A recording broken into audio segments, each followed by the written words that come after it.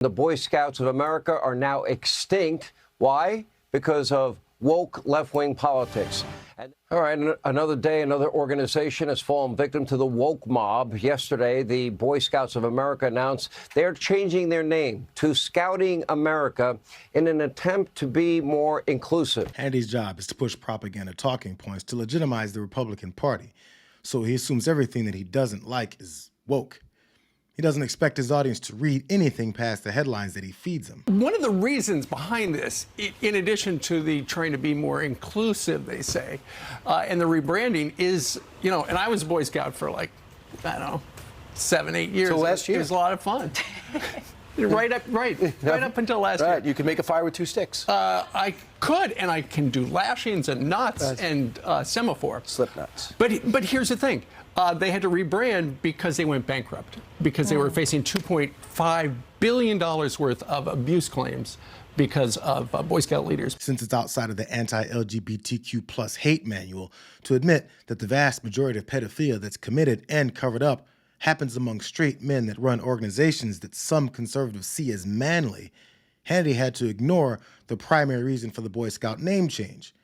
Just like how Kellyanne Conway tries to claim that she knows science. Look, there's no question this year abortion could be a vote multiplier and a turnout intensifier for the Democrats. It basically is all they have. Maybe you could throw an electric vehicle here and there, a little bit of climate change, but that's about it. It's mainly abortion.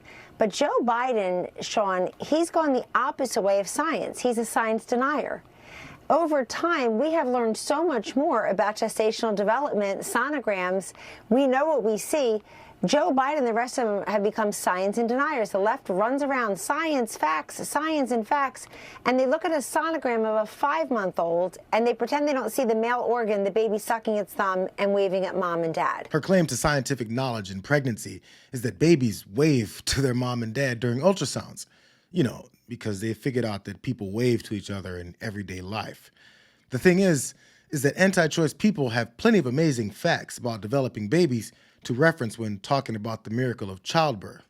But in order to achieve their goal of pushing their beliefs onto as many people as possible, they have to use extreme, unscientific hyperbole to control a person's bodily autonomy. Right now, in a number of states, the laws allow a baby to be born from his or her mother's womb in the 9th month. It is wrong.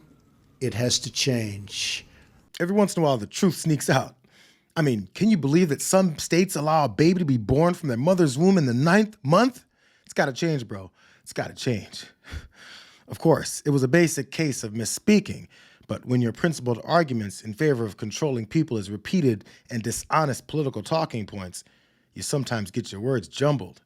You may misspeak or just flat out lie. How much harder is your job, being that it's now 6 weeks abortion, and that's going to be a referendum in Florida, and it makes it so much harder for Republicans. It doesn't care if you're pro-life or pro-choice. No, the number one issue in my state is the border. Number 2 is inflation. But the Democrats, all they're talking about, all they're going to run on is abortion. So since they tried to backpedal after they started to get their asses handed to them in multiple elections over their stance against abortion access, the plan now is to just say no one cares and hope Democrats stop talking about it so that voters somehow forget.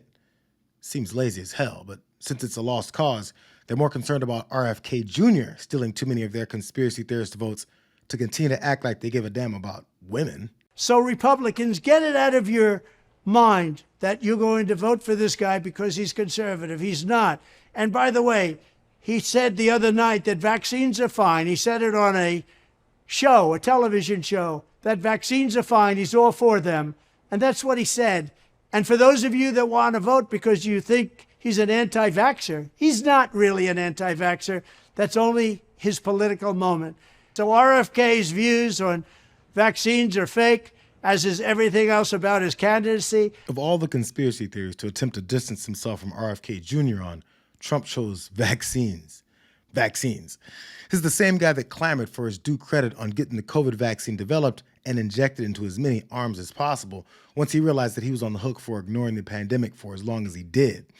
But just like abortion, he's hoping enough people will just forget about it. Look, I'm a big fan of the vaccine. I was the one that got it done in record time, less than 9 months. Everyone said it would take 3 years, 5 years. and it's why people are getting better now. We not only did that, we also ordered billions of dollars worth of it before we even knew if it worked, and that was one of the best bets ever made because they wouldn't have their vaccinations yet. The vaccine really has been unbelievably effective, and it's saving this country. It's saving the world. And look, I guess in a certain way, I'm the father of the vaccine because I was the one that pushed it. You know, to get it done in less than 9 months was a miracle. Fauci said it would take 3 to 5 years. He thought it was something that just wouldn't be that effective because it would take so long to get.